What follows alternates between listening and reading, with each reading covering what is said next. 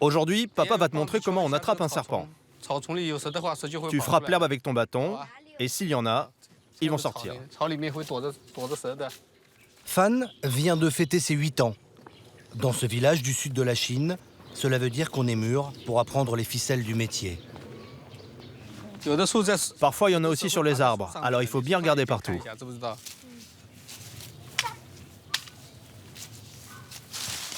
Le père de Fan, Monsieur Chao Wei, est éleveur de serpents. C'est le début de la saison des pluies. Les reptiles pullulent dans ce potager.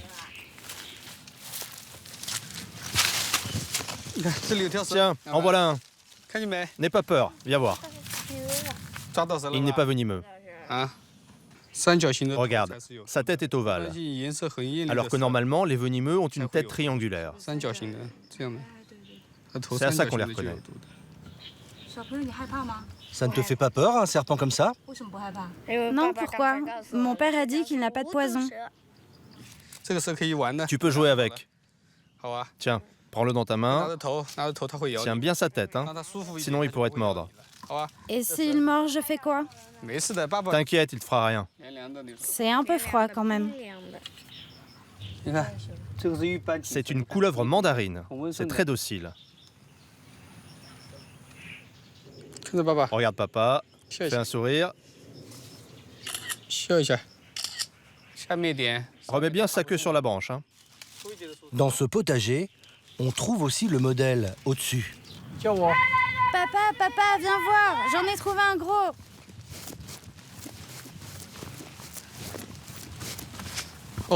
N'aie pas peur, c'est un serpent inoffensif. On l'appelle le serpent queue de tigre. Tu peux le manipuler, mais il faut le tenir de cette manière. Moi, j'ai peur. Mais non, t'inquiète pas. Vas-y, je te dis, il n'est pas dangereux. Qu'est-ce qu'il est lourd.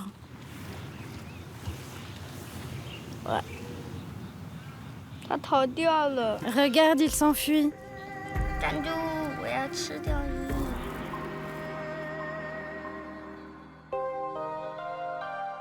Sizichao, un petit bourg perdu au milieu des rizières dans la province du Zhejiang, au sud de Shanghai. Ici vivent 800 habitants parmi 3 millions de serpents. Couleuvres inoffensives, vipères venimeuses ou cobras mortels. Cela fait 30 ans qu'on les élève à grande échelle. Plus d'une famille sur deux vit grâce aux reptiles. Un business à destination de l'industrie la plus gourmande en serpents, la médecine traditionnelle chinoise.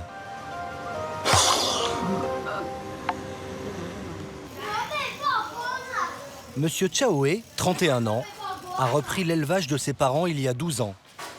Lui s'est spécialisé dans une seule espèce, non venimeuse, le Rufusonatome. En français, la couleuvre rouge et noire. Regardez, il va sortir. Après 50 jours d'incubation, c'est le moment d'éclore. Regardez comme il brille. Quand ils naissent, ils sont recouverts de placenta. Ils en ont même absorbé une partie. C'est pour ça que leur valeur nutritive est très élevée. Monsieur Chao Wei ne verra pas grandir ces couleuvres. Elles vont être tuées et transformées en une poudre censée rendre la peau plus douce. Ah, il est rapide celui-là. Rattrape-le. Une fois sortis de l'œuf, il les élève pendant 10 jours dans le sous-sol de sa maison.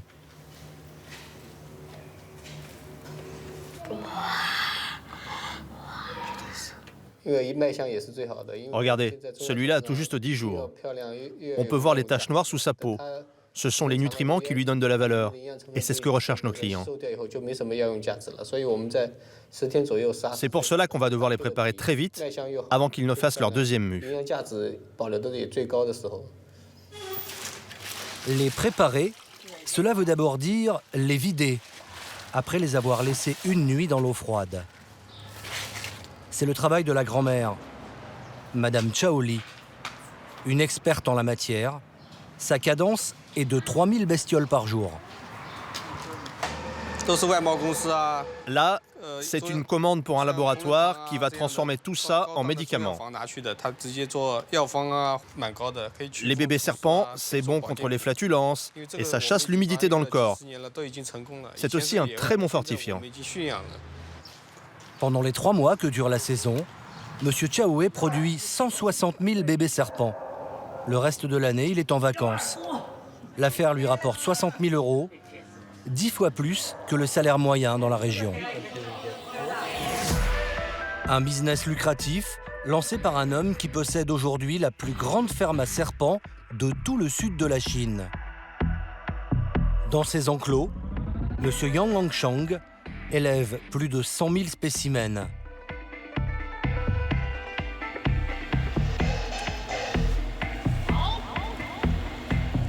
Bottes en caoutchouc, crochets, pour approcher les plus dangereux d'entre eux, il faut prendre des précautions.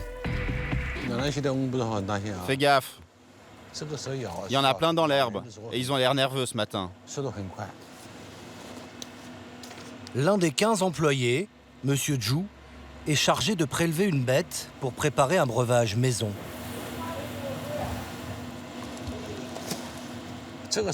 Ça, c'est le serpent sans pas.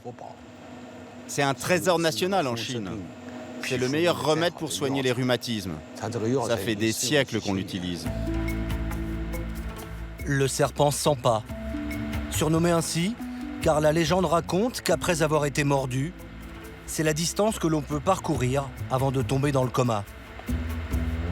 En vérité, si l'on n'est pas soigné, la mort survient au bout de 6 heures.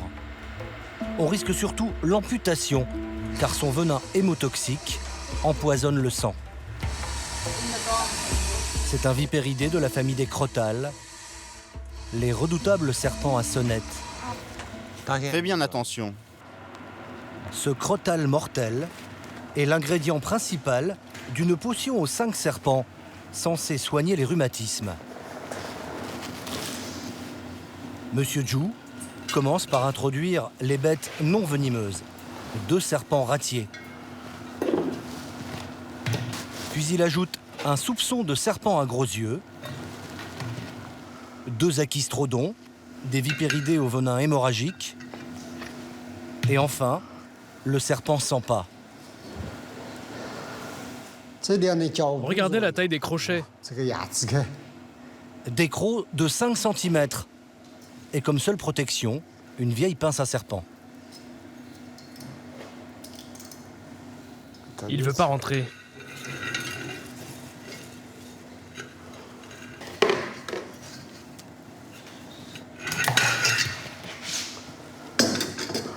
Cette potion, appelée vin de serpent, n'a rien à voir avec un grand cru de Bourgogne. On ajoute au reptile 5 litres d'alcool de riz. Le tout atteint 45 degrés. Les Chinois l'apprécient aussi en digestif. Vous ne trouvez pas ça cruel qu'il soit encore vivant? Si, mais je me dis que grâce à ce vin de serpent, beaucoup de gens seront guéris. La tradition veut que les serpents soient introduits vivants. C'est le seul moyen de les faire cracher leur venin afin qu'ils se mélangent à l'alcool. Les substances nocives pour l'organisme sont désactivées avec l'éthanol contenu dans l'alcool de riz. Il faut ensuite laisser macérer 45 jours.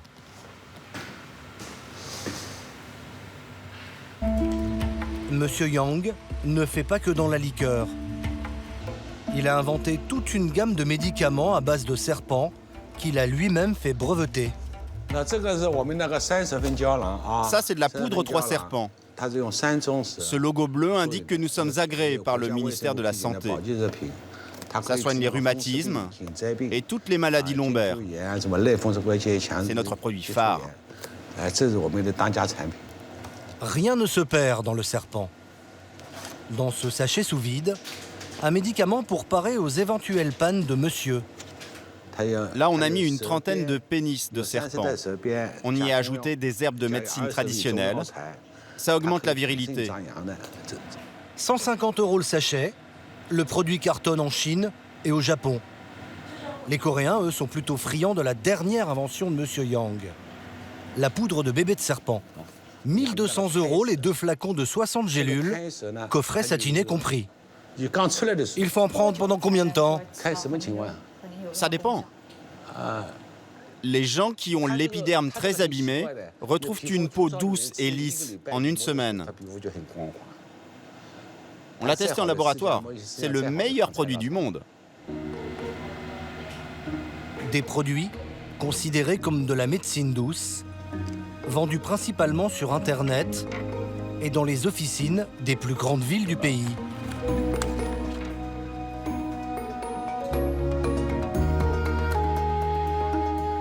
Monsieur Yang, lui, les recommande à tous ses patients dans son petit cabinet de serpent-thérapie.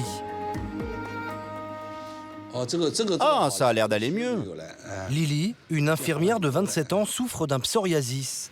C'est la 2e fois que Monsieur Yang lui badigeonne les jambes avec un drôle de produit. Ça, c'est de la bile de serpent. Ça désinfecte et ça élimine toutes les toxines. La vésicule biliaire, c'est la partie la plus chère du serpent. 3 000 € le kilo. La séance coûte 50 €. Alors attention, ça va être un peu froid. Oui, je sais. La dernière fois, ça saignait. Dans 2 séances, vous serez guéri. Tous les médicaments que j'avais pris n'avaient rien donné. En tant qu'infirmière, au départ, j'étais dubitative sur le traitement au serpent. Mais c'est incroyable, tout est presque cicatrisé. Merci. Au départ, Monsieur Yang était lui aussi dubitatif. Mais à l'âge de 20 ans, alors qu'il était atteint d'une grave maladie de la colonne vertébrale, il a essayé une potion de serpent qui l'a soigné. En 1985, alors qu'il est simple comptable, il se lance dans le business du serpent en empruntant 2 000 €, toutes les économies de ses parents. Avec cet argent, il achète 1 000 serpents de 2 espèces différentes. Des espèces qui, encore aujourd'hui, sont ses best-sellers. Voilà le fameux serpent ratier jaune. Celui-là est encore petit. Dans 2 ans, il fera 3 kilos. Pourquoi vous portez des gants? Il n'est pas venimeux, mais c'est un serpent qui mord. Aïe! Et quand il mord, ça fait mal. C'est comme des petites lames de rasoir. Bon, je le remets.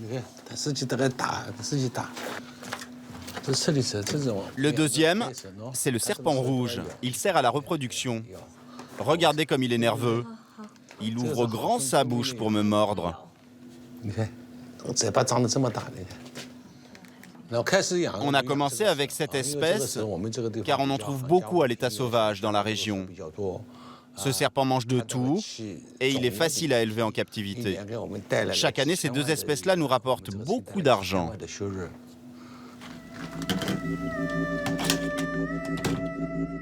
Ces serpents, Monsieur Yang les fait sécher, les réduit en poudre et les conditionne sous forme de gélules.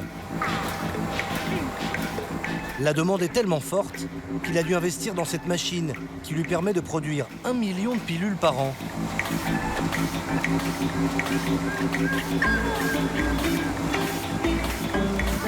Celui que l'on surnomme Snake King, le roi du serpent, est désormais connu dans toute la Chine. Il fait régulièrement son show à la télévision. Douche de couleuvre ou poignée de serpent ratier sous le pull. Pourquoi vous faites ça? Bah, ils sont tout frais. C'est mieux que la clim. Showman, mais surtout businessman. Monsieur Yang n'est jamais à court d'idées. Avec sa femme et sa fille, il développe actuellement un masque anti-rides pour le visage à base de venin de serpent. Il pourrait être commercialisé d'ici 1 an. Et Monsieur Yang a une idée encore plus ambitieuse. Soigner des pathologies très graves avec du venin de serpent. Dans sa ferme, se prépare une récolte spéciale qu'il doit envoyer au laboratoire de l'université du Zhejiang. Les chercheurs ont accepté de travailler avec lui sur son projet un peu fou. On va extraire le venin de ce petit crotal rouge, car on voudrait tester son efficacité sur les infections cérébrales et même sur certains cancers. Un seul homme est dévoué à cette délicate opération, Monsieur Wang. L'homme a reçu une formation spéciale et touche 800 € par mois, 2 fois plus que les autres employés. Mordu à plusieurs reprises, il en a gardé des séquelles. Un doigt dont il a perdu totalement la sensibilité. Pour l'attraper, il faut le prendre par la tête et bien maintenir son cou, comme ça. Sinon, il peut se retourner pour mordre. Il faut 25 kilos de crotal chinois pour prélever 50 millilitres du précieux liquide.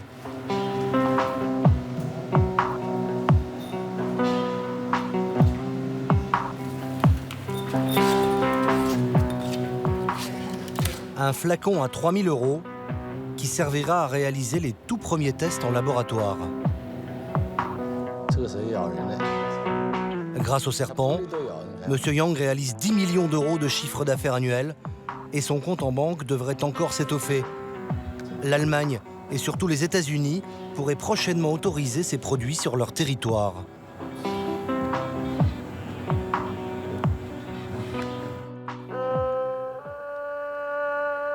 À Zizichao, les 160 familles qui élèvent des serpents rêvent de la fortune de M. Yang, quitte à prendre tous les risques. Dans une maison tout au bout du village, vit un homme qui élève l'un des serpents les plus dangereux au monde. M. Farang, un ancien apiculteur, a fait son miel avec le cobra. Il reçoit les clients dans son salon. M. Wei est venu lui acheter un cobra pour mettre dans un terrarium à l'entrée de son restaurant. En Chine, ça attire le client.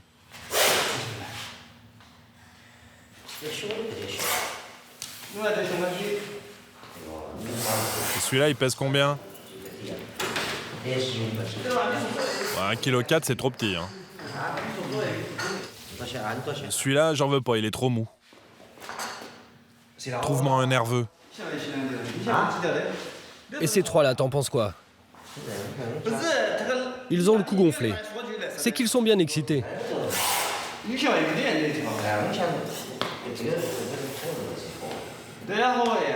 Lui là, il bouge pas mal. Les deux hommes ont l'air détendus. Pourtant, le cobra possède un venin neurotoxique extrêmement puissant, qui chaque année cause des dizaines de décès en Asie.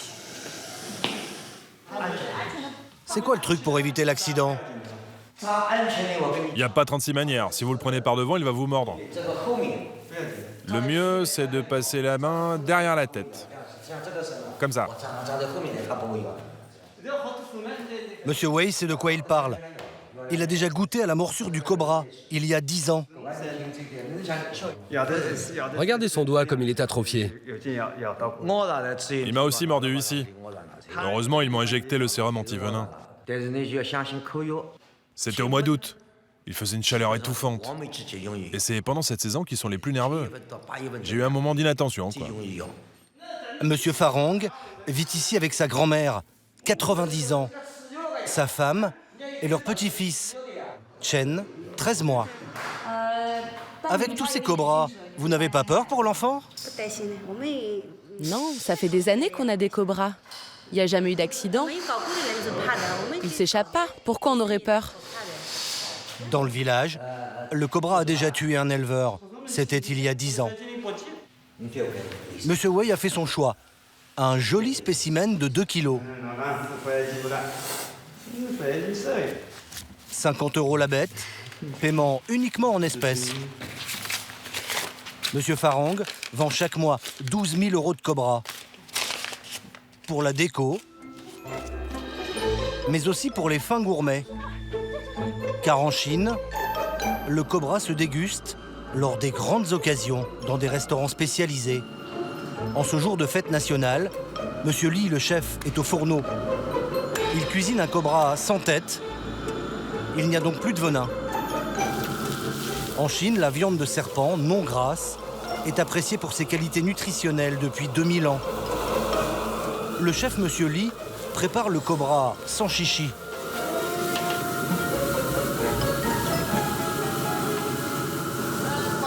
J'ai mis du gingembre, de l'ail, de l'oignon et des petits piments. Ça relève le goût, ça enlève l'odeur un peu forte du cobra. Ça, c'est la façon poêlée. Je vais aussi en faire une soupe. C'est délicieux. 3 quarts d'heure plus tard, c'est prêt. Dans un petit salon privé, la famille Chaoé, les éleveurs de bébés serpents, a commandé ce menu à 100 €. Soupe de cobra et baies de goji aux herbes médicinales, tranches de cobra grillées et sa peau croustillante, caramélisée. Pour le plus grand plaisir des grands et surtout des petits. C'est quoi celui-là? Ben, c'est le cobra. C'est ça le cobra? Je crois bien que je vais goûter.